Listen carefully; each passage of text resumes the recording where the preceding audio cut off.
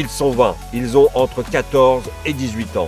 Répartis aux 4 coins de la France, ils ont une seule mission, découvrir les mécanismes des addictions à l'alcool et aux drogues. Ce sont les apprentis chercheurs MAD.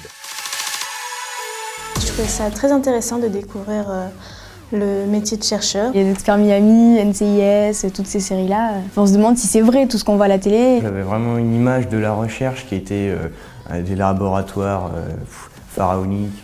C'est mis en vrai, moi, je trouve. Parce qu'on fait les manips. L'univers du labo, c'est généralement mystérieux, on ne sait pas trop ce qu'ils font, quelles expériences ils y mènent.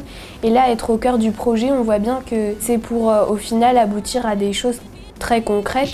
À Amiens, Vincent, Maxime, Agathe et Sarah s'intéressent à la consommation d'alcool chez les adolescents. Boire beaucoup en un temps réduit, un comportement qui pourrait avoir des conséquences sur la plasticité du cerveau et sur la mémoire.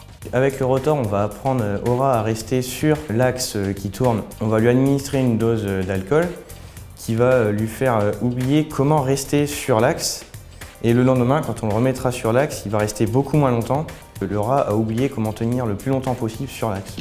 À Bordeaux, Aïssata, Axel, Marine et Pierre essayent de comprendre les mécanismes biologiques qui rendent certains individus vulnérables à l'addiction. Aujourd'hui, on a fait une électrophorèse, on a préparé un gel d'agarose, on a préparé les puits, on a rempli les puits et on a laissé la migration agir avec le champ électromagnétique. On cherchait à voir s'il y avait une différence entre les individus addicts et les individus qui n'ont jamais touché à la drogue. On s'est rendu compte que ceux qui sont addicts à la drogue produisent plus d'ARN que les autres. À Poitiers, des rats ont été placés dans des cages avec des jouets. Claire, Maëlle, Makhalil et Salomé vérifient qu'un environnement enrichi peut lutter contre la dépendance aux drogues. On a vu une découpe de cerveau de rat. Cette découpe de cerveau de rat servait pour faire des marquages au niveau des vaisseaux, pour observer au microscope les différents neurones impliqués dans l'addiction. Un des premiers résultats, c'est que les rats en environnement enrichi avaient moins de rechutes que ceux en environnement standard. À Marseille, Axel, Rita, Tiffaine et Ayette observent les conséquences d'une lésion du cerveau sur la dépendance à l'alcool. Le mois dernier, on a fait carrément une opération. Aujourd'hui, on a simplement fait faire des expériences au rat.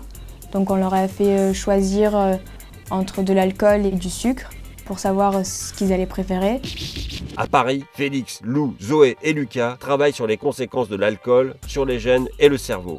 J'ai utilisé plusieurs pipettes, j'ai rempli des tubes avec, je les ai mélangés, j'ai fait plusieurs solutions. Après, je les ai réfrigérés dans un frigidaire. Et ensuite, je les ai remis dans une machine qui a calculé le taux d'expression des gènes. Lou, elle a travaillé sur des coupes de cerveau de souris. Une chose est sûre, chez les apprentis chercheurs, on ne reste pas les bras croisés. Je m'attendais à plus regarder que faire. On nous intègre totalement dans le milieu de la recherche. On ne vient pas seulement ici pour regarder, on manipule. Le premier jour, j'avais cassé du matériel. Non, j'ai pas l'impression que ce soit très grave, puisqu'après on nous corrige.